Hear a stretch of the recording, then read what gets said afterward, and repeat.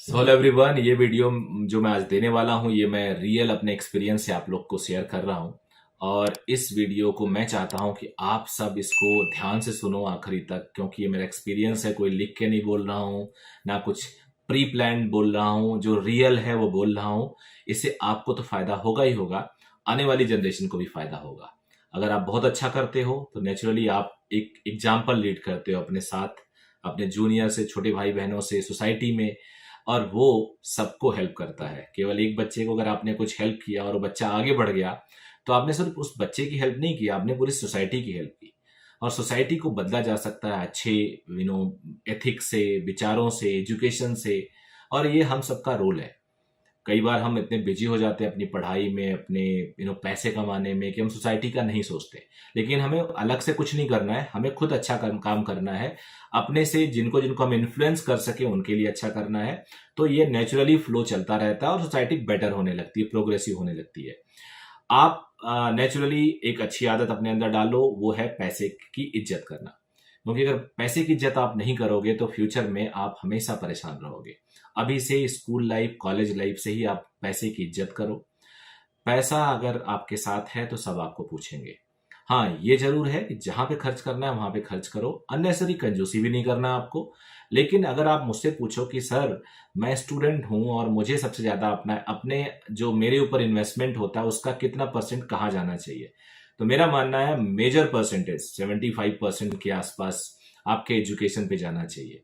Even आपकी जो pocket बनी है वो भी। आप सोचोगे कि खाना वाना क्या होगा। कई बच्चे बड़े चालाक होते हैं, वो पॉकेट मनी को बचा के एजुकेशन में खर्च कर लेते हैं और पेरेंट्स से अलग से खा पी लेते हैं। ऐसा नहीं होना चाहिए। खाना पीना 25% में आप करो। सबसे ज्यादा आपको ध्यान देना चाहिए अपने एजुकेशन पे। कई बार हम अननेसेसरी कंजूसी करके अपने लाखों और करोड़ों का करियर और एक साल बर्बाद कर देते हैं। वो नहीं होना चाहिए। बुक्स पे इन्वेस्ट करो। याद रखो, बुक से अच्छी दोस्त कोई नहीं हो सकता। इतनी अच्छी किताबें होती, इतनी चीजें सिखा देती हैं कि आप ना तो यूट्यूब में सीख सकते हो, ना आप कहीं क्लास में जाके सीख सकते हो। बुक्स आपको बहुत सिखाती हैं। तो हमेशा एक पढ़ने की हैबिट डालो। अगर आप 11वीं 12वीं में हो तो कोई भी एक अच्छी बुक खरीद लो, टीचर से रिकमेंड करा लो। जब बुक आएगा तो कुछ तो पढ़ोगे। एक बुक 400 500 1000 रुपए की आपने ली, अगर आपने उसमें से कुछ अच्छा एक्सट्रैक्ट ले लिया तो वो आपको काफी हेल्प करेगी। सिमिलरली आप ने कुछ और हॉबी से रिलेटेड, फाइनेंस से रिलेटेड अच्छी किताब खरीद ली, वो आपको कई चीजों में मोटिवेट करती है।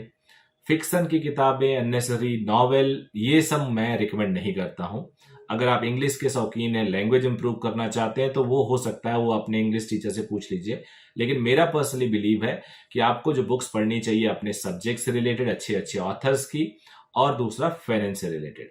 फाइनेंस आपको बहुत स्ट्रांग करता है। मैं बार बार कहता हूं, पैसे की आप इज्जत नहीं करेंगे तो आपकी इज्जत फ्यूचर में नहीं होने वाली, पैसा भी आपकी इज्जत नहीं करेगा। तो अभी कॉलेज और स्कूल लाइफ में आपको क्या करना है, आपको पैसे को बचाना है। पैसा बचाने का मतलब पैसा कमाना होता है। Penny is saved is penny is earned, ये आपने सुना होगा। और आप उसकी अहमियत सीख करिए, अहमियत दीजिए पैसे को। पैसे को ज्यादातर खर्च करिए अपने स्टडी में, और दूसरे नंबर पे अपने सेहत पे। सेहत से भी कोई समझौता नहीं होना चाहिए और पढ़ाई में भी कोई समझौता नहीं होना चाहिए। उसके बाद जो मेरा अपना आपके लिए सजेशन है, आपको अपने टाइम को, अपने आपका टाइम जो है वो आपका पैसा है। अपने टाइम को ऐसे खर्च करना चाहिए जिससे आपको लगे कि आपने एक बहुत कीमती चीज को खर्च किया।